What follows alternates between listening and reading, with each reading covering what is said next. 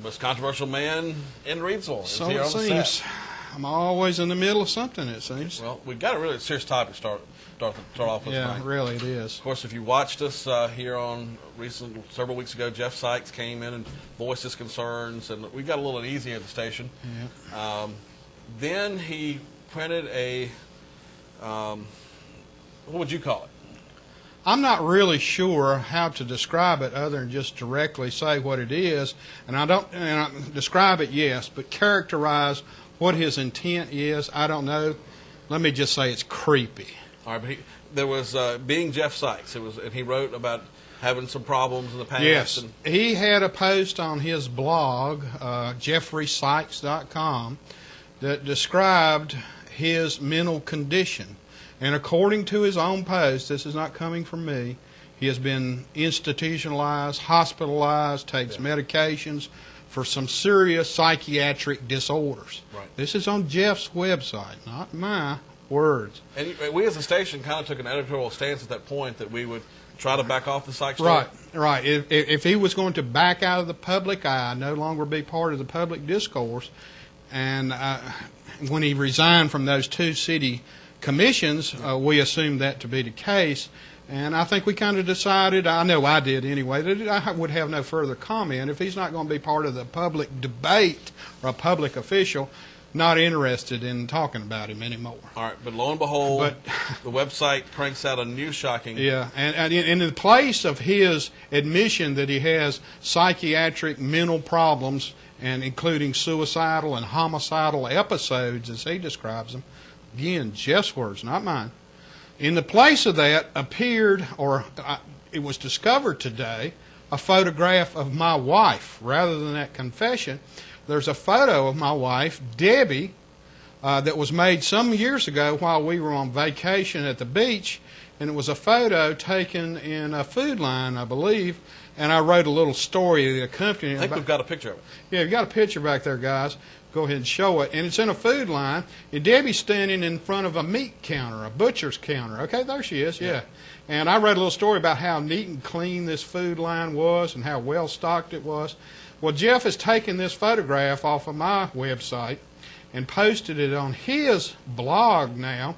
And that's the really where it gets the creepy part, is where underneath the photo is the caption, "One of these days, I'm going to cut you into little pieces." That's under Debbie's picture. That's right under Debbie's picture. If we could, let's see if we could show the web page. Yeah. We could show it.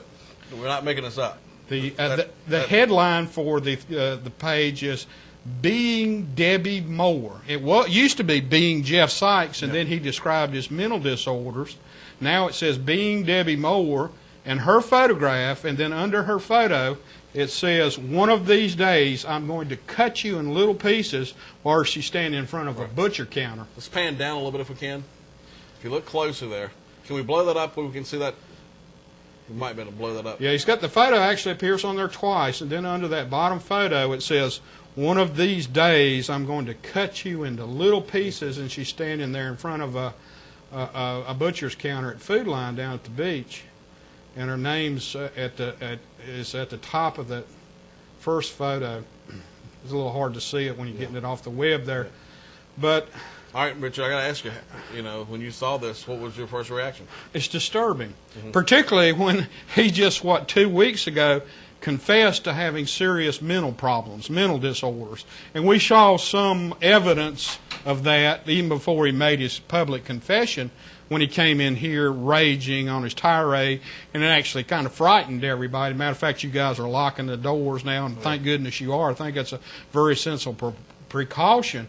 But when you combine his violent felon background along with his admission that he's suffering from mental disorders, and then you see a photograph of your wife with a caption that says, "One of these days I'm going to cut you into pieces," I think anybody would be kind of creeped out by this. What is he trying to say? Who knows? I don't know, but it's creepy. Right. It's creepy enough we contacted the police department today. Right. And I think it's important that this be documented and let people know what's going on. And one thing we don't want to do is aggravate this anymore. Right. But I do think it's important that we cover news, and Right. this is in the public arena. And Obviously, he's posted on a public website where he wants people to go and read. And again, you know, you and I discussed, well, we'll just leave this thing alone. Maybe we'll never hear from him again. He's resigned from his city offices. But then today, I discovered this disturbing thing. And in the meantime, between the tirade and now, he's made this confession about being a mental case, really. Right. How's Debbie reacted to this? Debbie is a pretty tough nut. She's pretty strong. She's pretty brave. She's probably less disturbed about it than I am, actually. You know, a man is always concerned about his family, and you feel like you're supposed to be the protector of those people. It's just instinctive. But when you're married to a woman like Debbie, she's pretty tough. She's pretty strong. I think it disturbs her, it upsets her, it makes her angry. She doesn't seem to be as frightened as much as she is angry about this and not knowing what is the man's intention. Why did he post something like this? Right. Is this a threat against her safety? A shot of her in front of a butcher counter, and then Sykes writes, one of these days I'm going to cut you into little pieces. I understand if you click on, you can hear the song. There's a song called Cut You to Pieces or something? Apparently there's something, a tune by Pink Floyd called One of These Days I'm Going to Cut You to Pieces, and you click on that link and it plays that song. So I don't know what the message here is. I don't know how to characterize it, but it's creepy enough that you know, you're concerned about your family, your safety, and so, you know, we contacted the police department. I don't know what action they'll take. I understand they've already been talked to about problems with Mr. Sykes, and so he's building a dossier at the Reidsville Police Department anyway. All right. Let's switch gears here and talk a little bit about today. You're praising the Reidsville City Council. We saw it Well, in front of our eyes. well, you noticed it was a little bit backhanded praise, probably not the kind of praise they wanted. Let me tell you what happened today. Of course, this has been going on since April, and I've been on the air periodically talking about since April when I went to the city council meeting and wanted to criticize Councilman John Henderson for not paying his taxes on time in at least 19 years. Pretty serious. Anyway, before I could even say the name John Henderson or say anything about taxes, Mayor Festerman gavelled me into silence. It was pretty embarrassing and humiliating. He made me sit down and told me I wasn't allowed to make a personal attack against a city council member, even though obviously it was a public matter, a public interest to people. It's a public record as when you pay your taxes. Anyway, and no matter what, you could not convince those 7 people who have all taken an oath on the Bible, a sacred oath before God and man, that they would support and defend the Constitution, freedom of speech. You couldn't convince them of that this had nothing to do with freedom of speech, that they could just arbitrarily themselves decide what you could say during a public comments period. Nothing could possibly be further from the truth. If there's any protected forum in the world, protected speech, it's when public comments period during a government body meeting. That's the most sacred period of time involved. And they weren't even going to let me criticize one of the members. Now, of course, the city council attorney, Bill MacLeod, and the ACLU attorney, Catherine Parker, have been wrangling, going back and forth with memos, phone calls. It takes forever, as everyone knows. So next month you're going to be able to criticize them? Well, I got to do it today in a backhanded sort of way. I praised them for finally restoring the rights that I've actually had. Are you going to test this on a regular basis? Sure. Yeah, I'm going to test it, of course. They tested me by telling me I couldn't talk about it, but now supposedly they've overturned this thing. Now, the ironic part about it today is they didn't tell anybody they did this. This is what's really bad about this. They kept it a secret. It was done on the consent agenda. Now, what the consent agenda is, the city council puts like 10 items of business on under one item and votes on them all at once without discussing them. So what they did was restore the right of I've had since 1787 when the Constitution was signed. They restored it today because they thought they could trump or override freedom of speech in the Constitution. They restored it but didn't tell anybody they did it. Not a word was said about it. Now, that when they enacted this policy, there was a great deal of hullabaloo, and they had it in writing, posted on the door, posted on the podium. You better know that you can't criticize a member of this city council. That's the rules. But when they were backed into a corner, and the only reason they did it because the ACLU backed them in the corner and said, you know, if you don't get your mind right and respect the First Amendment, you're going to end up in court over this. Is what's going to happen to you. You're going to get sued. Well, didn't you feel good about that? I mean, oh, I feel good about it, but I feel bad that this ever came up in the first place. But I remember Mayor Donica said it. Every town needs a Richard Moore. Well, I don't think you'll get those folks down there to agree with that. Mayor Donica was smart enough to see that. And I think sometimes you're down on yourself because you feel like you're not getting anything done. But, I mean, you got to be proud of a moment like this. Yeah, I had to hold a gun to their head to get them to do it. But you're getting things done. And, I kept wondering, how are they going to get out of this? How are they going to back out of it and retract gracefully? How are they going to do it without making themselves look bad? But at least they fixed it.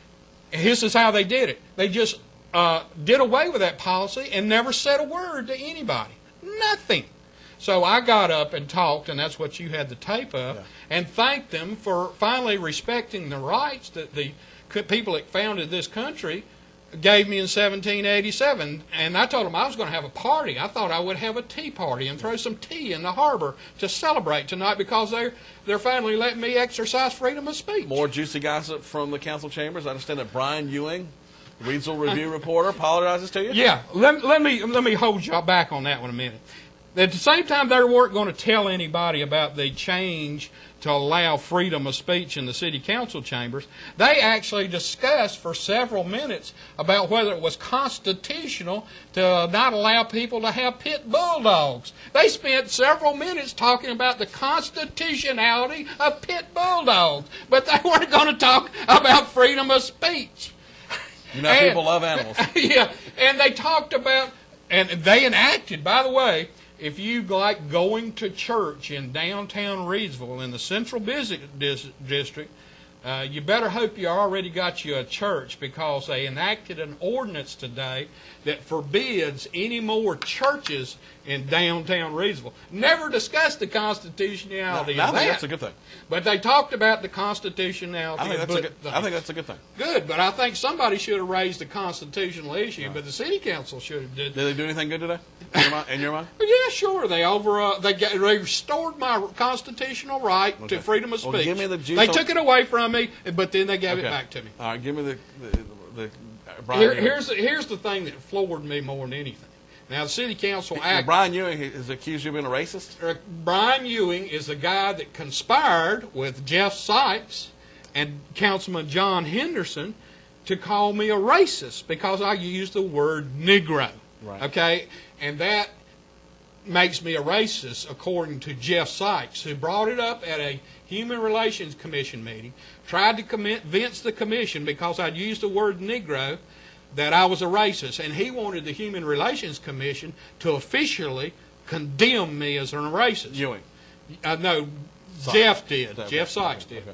Well, he wasn't able to accomplish that, but he put the bug in John Henderson's ear, and John, if you know him, everybody's a racist. If you're white and you disagree with him about it, you must be a racist. He called Mayor Donica a racist for wanting evening city council meetings. So John Henderson didn't have any problem with exercising his free speech rights. He pronounces at a city council meeting that I am a racist of the worst kind and with a Ku Klux mentality because I used the word Negro, and Jeff Sykes said, he's being a racist by using that word. Brian Ewing was just all over that story. Yeah. And that was front page, top fold news to Brian Ewing. Right. But Brian never mentioned that Jeff Sykes was behind all this and that John Henderson has a track record of labeling anybody he doesn't like as a racist. That's his answer to things. You're a racist if you don't agree with me. But don't you at least think it's cool that he apologized? Well, that's not what he apologized for. I've told this long story, and that's not what he apologized for. He called me yesterday wanting me to make a comment about this freedom of speech thing at the city council today because he knew by looking at the agenda book a couple of days ago that this was going to come up and they were going to decide on it today. So that was today's Reasonable Review top fold story today about the council was going to restore our freedom of speech rights. And Brian called me yesterday to get me to comment on it. And I asked, Brian, why are you calling me to ask about this? He wouldn't even give me the credit for bringing this issue up and continuing to press it. When he said, because you're outspoken, I thought I would call you because you're outspoken. Well, you are. Yeah, but he wouldn't give me even the decency of saying, Richard, I'm calling you because you're right in the middle of this storm. You made it happen. Congratulations, nothing. And then he just started really smart-mouthing off to me about one thing after another, and I finally just hung up on him. I'm not talking to you, dude, because I know what kind of reporting you do after this hack job you and John Henderson and Jeff Sykes cooked up. Well, apparently Brian got into a little bit of trouble for making me so angry on the phone that I hung up on him, because I contacted his bosses and said, you want me to talk about anything in the review or comment on anything, send me anybody, but don't send Brian Ewing. I ain't talking to him because of his personal bias. You're not going to get Brian fired, are you? No. I think Brian is in a bit of a problem from 3 weeks ago when... You've got a record of getting these people fired. Oh, yeah, like I got Jeff fired, right.